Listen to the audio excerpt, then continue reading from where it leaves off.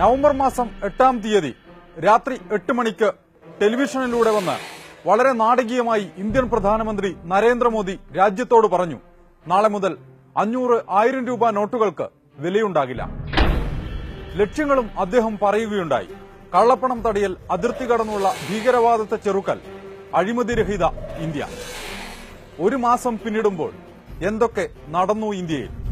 50 ദിവസത്തിനുള്ളിൽ, അതായത് ഡിസംബർ 30-നുള്ളിൽ എല്ലാ പ്രശ്നങ്ങളും പരിഹരിക്കും, ഇല്ലെങ്കിൽ എന്ത് ശിക്ഷയും ഏറ്റുവാങ്ങാൻ തയ്യാറാണെന്നും അദ്ദേഹം അന്ന് പറഞ്ഞിരുന്നു. ഒരു മാസം പിന്നിടുന്നു. 3 കാര്യങ്ങളെക്കുറിച്ചുള്ള സത്യം തിരയുകയാണ്. ആദ്യം കള്ളപ്പണം. രാജ്യത്തെ കറൻസിയുടെ 86% 500 രൂപയുടെയും 1000 രൂപയുടെയും നോട്ടുകളാണ്. അതായത് 15 ലക്ഷം കോടി രൂപയുടെ നോട്ടുകളാണ് 500-ന്റെയും 1000-ന്റെയും പിൻവലിച്ചിരിക്കുന്നത്. പിൻവലിച്ച തുകയിൽ 4 മുതൽ 5 ലക്ഷം കോടി രൂപ വരെ തിരിച്ചു വരില്ലെന്നായിരുന്നു സർക്കാരിന്റെ കണക്കുകൂട്ടൽ. ഇത് കള്ളപ്പണമായിരിക്കുമെന്നും അവർ വിശ്വസിച്ചു. പക്ഷേ ഇതുവരെ 13 ലക്ഷം കോടി രൂപയുടെ നോട്ടുകൾ തിരിച്ചെത്തി. അതായത് പിൻവലിച്ച തുകയുടെ 80%-ലധികവും തിരിച്ച് ബാങ്കുകളിൽ തന്നെ എത്തി. പ്രധാനമന്ത്രി പറഞ്ഞതനുസരിച്ച് ദിവസങ്ങൾ ഇനിയും ബാക്കിയുണ്ട്. അതിനിടെ റവന്യൂ സെക്രട്ടറി ഹസ്മുഖ് അദിയ പറഞ്ഞത് കേട്ടില്ലേ? പിൻവലിച്ച മുഴുവൻ നോട്ടുകളും തിരിച്ചെത്തുമെന്ന്. അങ്ങനെയെങ്കിൽ എവിടെയാണ് സാർ കള്ളപ്പണം? ഉണ്ടെങ്കിൽ തന്നെ അതെല്ലാം വെളുത്തു കഴിഞ്ഞുവെന്ന് ചുരുക്കം. അഴിമതി ഇല്ലാതാക്കുക എന്നതായിരുന്നുവല്ലോ അദ്ദേഹത്തിന്റെ മറ്റൊരു ലക്ഷ്യം. ചെറിയ നോട്ടുകളുടെ അഴിമതിയാണോ അദ്ദേഹം ഉദ്ദേശിച്ചത് എന്നറിയില്ല.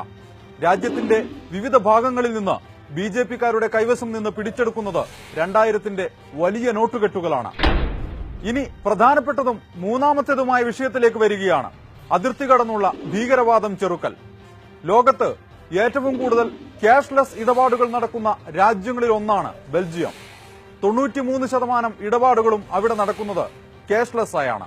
മറ്റൊരു രാജ്യമാണ് ഫ്രാൻസ്. ലോകത്ത് ഏറ്റവും കൂടുതൽ ഭീകരാക്രമണങ്ങൾ നടക്കുന്ന 2 രാജ്യങ്ങളാണ് ബെൽജിയവും ഫ്രാൻസും.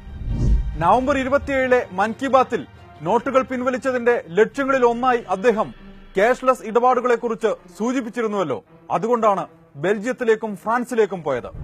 പ്രിയപ്പെട്ട പ്രധാനമന്ത്രി, ഡിസംബർ 31-നകം പ്രശ്നം പൂർണ്ണമായും പരിഹരിച്ചില്ലെങ്കിൽ എന്ത് ശിക്ഷയും ഏറ്റുവാങ്ങിക്കൊള്ളാമെന്ന് അങ്ങ് അന്ന് പറഞ്ഞിരുന്നുവല്ലോ.